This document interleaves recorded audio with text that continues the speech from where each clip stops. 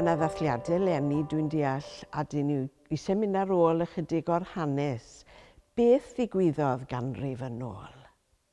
Wel, ganrif yn ôl mae rhaid i ni sylweddoli, mae dim ond newydd ddod i ben yr oedd y rhyfel byd cyntaf a holl trawma a cholledion y rhyfel yna'n dal yn fyw iawn yn y cof i bawb bron, achos oedd yna rhyw 20,000 o ddynion a merched yng Nghymru wedi colli bywydau yn y rhyfel, ac roedd gan hynna lawer ohonyn nhw famau a gwragedd a merched a chariadon a chymdogion oedd yn gweld eu colli nhw yn fawr iawn, ac roedd galar mawr trwy Gymru hyd yn oed 5 mlynedd ar ôl y rhyfel. Ac dyna pam yn gwirionedd y sefydlwyd Undeb Cynghrair y Cenhedloedd a changen ohoni yng Nghymru yn 1922 a'r prif berson sylfaenydd fyna oedd yr aelod seneddol Davies Llandinam, a wedyn yr un yng Nghymru, yr person allweddol yng Nghymru, oedd y cyfarwyddwr anrhydeddus y ferchedig Gwilym Davies. Nawr mae e'n enwog am neges ewyllus na a plant, ond mi sylweddolodd e hefyd bod modd i defnyddio menywod, bod gan fenywod rôl mewn cadw heddwch. A'r nod oedd trwy'r amser oedd ceisio sicrhau bod cyflafareddu gair mawr, sef trafod cyn bod nhw'n mynd i godi arfer rhyfel.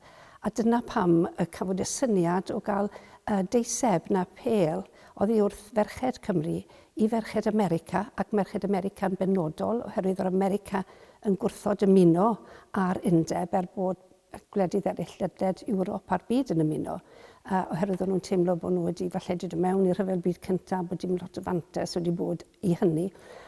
Felly oedd y nod oedd mynd ar y pêl yma at ferched America yn gofyn nhw berswadio Llywodraeth America ac Arlywydd America i gefnogi yr undeb fel modd o atal rhyfel at y dyfodol. Felly dyna oedd y nod yn wreiddiol.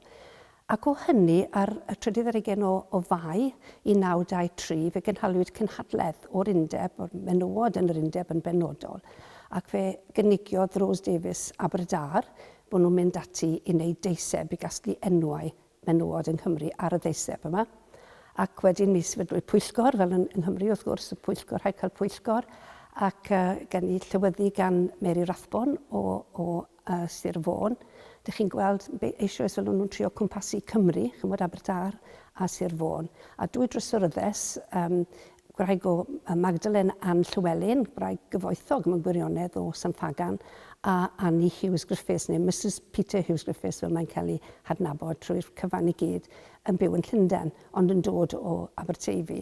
Nawr, y peth cyntaf wnaethon nhw mynd y lai oedd penderfynu ar 2 egwyddor sylfaenol, sef bod hawl gan bob menyw yng Nghymru dros 19 oed, ac oedd hynny'n ddiddorol achos oedd dim pleidlais gan rheina ar y pryd, bod hawl gan bob un ohonyn nhw o ba genedl bynnag, iaith bynnag i arwyddo'r ddeiseb.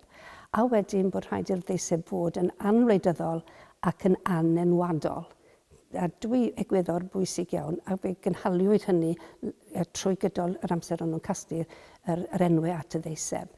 A wedyn erbyn tua mis Medi 1923, o'n nhw'n barod i fynd allan i ganfasio, ac o'n nhw wedi penodi ryw 412 o drefnwyr i wneud y canfasio yma ym mhob sir yng Nghymru, yr hen siroedd wrth gwrs. Oedd eich ryw 5 yn Trefaldwyn, 1 ar gyfer pob plwyf, pob pentre bach yn Sir Fôn, 53 yn Sir Fôn, a ryw 125 neu 27 dwi'n meddwl ym Morgannwg. Felly yn amrywio'n fawr, ond y trefnyddion yma. Ac mi wnaethon nhw, mae'r hynny hefyd yn adlewyrchu'r ffaith bod eisiau bod yn anwleidyddol, achos mae gyda ni bobl o'r blaid Ryddfrydol, oedd yn gryf iawn yn y cyfnod yma, fel oedd pobl wedi bod yn dilyn Lloyd George, a wedyn oedd chi sosialwyr fel Rose Davies ei hun, a cheidwadwyr fel Mrs Gibson Watt, sydd yn enwog ym myd ceidwadwyr. Oedd rhain i gyd wedi cydweithio, a dwi'n meddwl bod hynny'n holl bwysig. A wedyn o safbwynt enwadaeth, wel mi roedd yn sicr roedd yr annibynwyr, yr Wesleyaid, yr Methodistiaid Calfinaidd a'r Bedyddwyr, a hefyd yr Eglwys yng Nghymru. Mae ni drefnyddion o'r carfannau na i gyd, neu o'r enwadau na i gyd wedi helpu yn y cyfnod yma, ac roedd y capeli yn ganolog i lwyddiant y ddeiseb. Ac felly, erbyn tua diwedd mis Ionawr, 1924, roedd yna bron i 400,000 o lofnodion wedi casglu, a mae'r disgrifiadau sut o'n nhw'n wneud hynny, mae cerdded o di i di, Un fenyw wedi cerdded 12 milltir i gael un llofnod yn unig. Merched o'r prifysgolion, wrth gwrs, a'r colegau yn gefnogol, ond un fenyw yn yr Wyddor y Chroes, a wedyn oeddech chi un fenyw dros 100 oed, felly oedd yn ymrywio'n aruthrol wedi arwyddo'r Ddeiseb. A dyna dwi'n credu fi di'r neges bwysig sy'n dod allan yn hwn. Y geiriau mawr heddi wedi bod yn gynhwysol, wel oedd hwn yn gynhwysol ac yn amrywiol, oedd e'n cwmpasu pawb yn Cymru oedd eisiau arwyddo. Ac felly, dyn ni'n mynd siŵr pa ganran o ferched Cymru arwyddodd, ond oedd y nifer yn enfawr mewn cyfnod byr iawn. Eithon nhw i America. Ac beth ddigwyddodd draw yn America? Oedd hi'n dipyn o daith, beth bynnag, ond beth ddigwyddodd draw na? Y syniad wedyn oedd bod yna 2 yn cael ei dewis fel dirprwyaeth i fynd i America, a'r 2 oedd Annie Hughes Griffiths. Nawr, Annie Davies oedd hi, pan gafodd hi yn enedigol, felly o Gwrt Mawr, Llangeitho. Mi briododd hi T.E. Ellis, yr aelod seneddol, charismataidd iawn o feirionydd, ond buodd e farw yn ifanc iawn, ac mi ail briododd hi Mrs Peter Hughes Griffiths, y gweinidog Charing Cross yn Llundain. Felly fel ym mhob papur mae'n Mrs Peter Hughes Griffiths, ddim yn Annie o gwbl. A wedyn, ddwy arall oedd diwrthbriaeth y 2 o'n nhw wedi benderfynu, sef Mary Ellis, un o 2 o arolygwyr i mawrhydi benywaidd cyntaf Cymru, a wedyn Eluned Prys. Ac roedd hi yn cynrychioli meddwl Mary Ellis, The Moderns in Society, achos bod nhw gyd yn hun, felly oedd hi'n ifanc ac yn cynrychioli'r rheini. Ac roedd yna fenyw fach arall sy'n bob llun hefyd o'r enw Gladys Thomas, ond mynd fel rhyw fath o companion nath hi i Annie, a oedd hi licio siopa, mae'n debyg. So, gath hi trip bach siopa i America. Ond wedi mi deithio nhw ar long, ond cyn iddyn nhw fynd, cyn i'r 2 Annie a Eluned fynd, oedd Mary Ellis wedi mynd i America o'i blaen nhw fel rhyw fath o rhagflaenu nhw, mwyn sicrhau bod yna gefnogaeth yn America, bod menywod America yn gwybod am hyn ac yn barod i gefnogi. A nath hi waith gwych, a dwi'n meddwl, beidio anghofio hynny, mae yna duedd i edrych ar Annie fel y prif berson, ond oedd Mary Ellis yn allweddol bwysig yn cenhadu cyn bod nhw'n mynd i America. A felly pan gyrraeddodd y llong America, mi gawson nhw dderbyniad gwych gan y menywod a chynio mawr yng ngwesty'r Biltmore yn Efrog Newydd. Nawr, oedd y menywod, oedd yna rhyw 400 o fenywod yn bresennol, ac o'n nhw'n cynrychioli rhywbeth fel 1,015 1 biliwn ar 15 o fenywod America oedd yn deisyfu am heddwch. Felly o'n nhw'n gynrychiolwyr ac o'n nhw yna yn y Biltmore ar gyfer y cinio. Ac mae'r cinio'n cael ei ddisgrifio'n ddifyr iawn, lle maen nhw'n mynd lan, mae'r ddeiseb yn cyrraedd mewn cist dderw drom, ac maen nhw'n mynd lan at y llwyfan ac yn datod y cloion, oedd cloion ar y gist yma, ac yn cyflwyno'r rhain i ferched America. Dyna ddigwyddodd i ddechrau yn America. Na beth oedd holl nod y peth mewn gwirionedd, oedd cyflwyno'r rhain i fenywod America, deffro ymateb yn America. Ond mi gafodd y merched America ar syniad, yn wedi menywod fyny o fer enw Harriet Laidlaw, gath hi'r syniad, byddai'n syniad da, hefyd i gyflwyno'r ddeiseb i'r arlywydd yn Washington.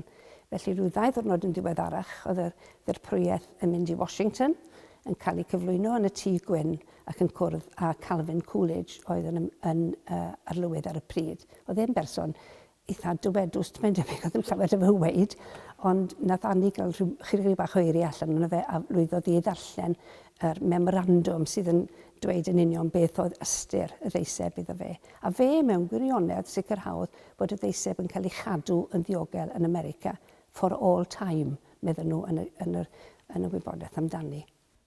A ddigwyddodd rhywbeth yn America wedi iddi nhw fynd a gadael y lle? Wnaethon nhw ddim ymuno, yn rhaid cyfaddau bod nhw ddim wedi ymuno, bod America ddim wedi ymuno undeb Cyngor y Cenhedloedd. Ond mi wnaeth y menywod yna ymgyrchu'n galed iawn gydol y 20au a'r 30au mwyn hyrwyddo heddwch ac yn y blaen a sefydlu pwyllgorau newydd ac yn y blaen i wneud hynny yn America.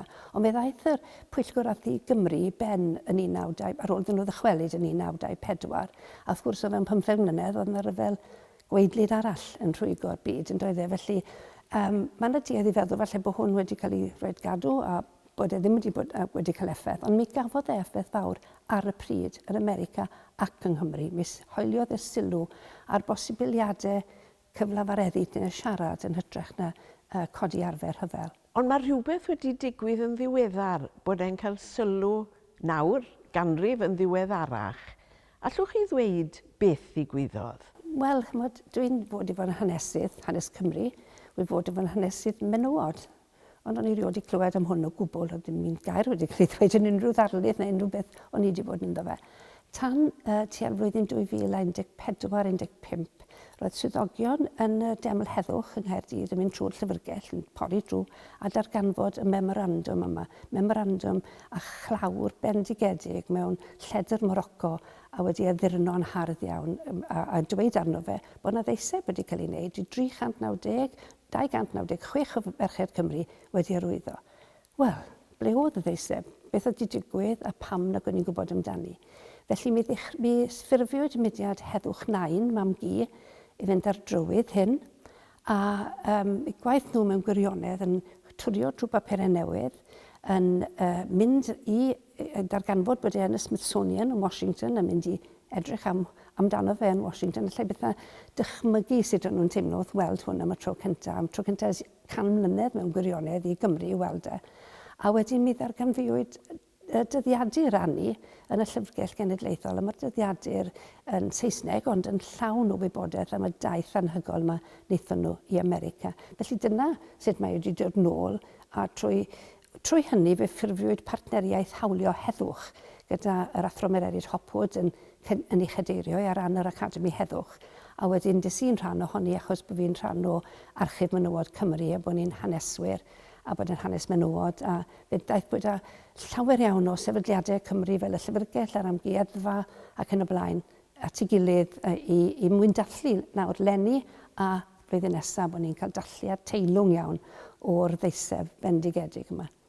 A fe ddodd y bocs mawr yma, os mae bocs yn lenni alw e, nôl i Aberystwyth, i'r Llyfrgell Genedlaethol. Siwt ymateb, dwi'n cymryd bod yn dal ar glo, a gorwyd e yno, beth oedd ymateb y merched oedd yno?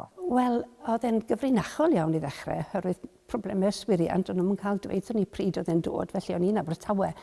Nes i ddilyn e ar Zoom, o'n i'n cael ymuno ar peth ar Zoom, a wedyn oedd nifer o merched wedi llwyddo bod yna, yn enwedig y rhai Heddwch 9 mam gi o'r gogledd.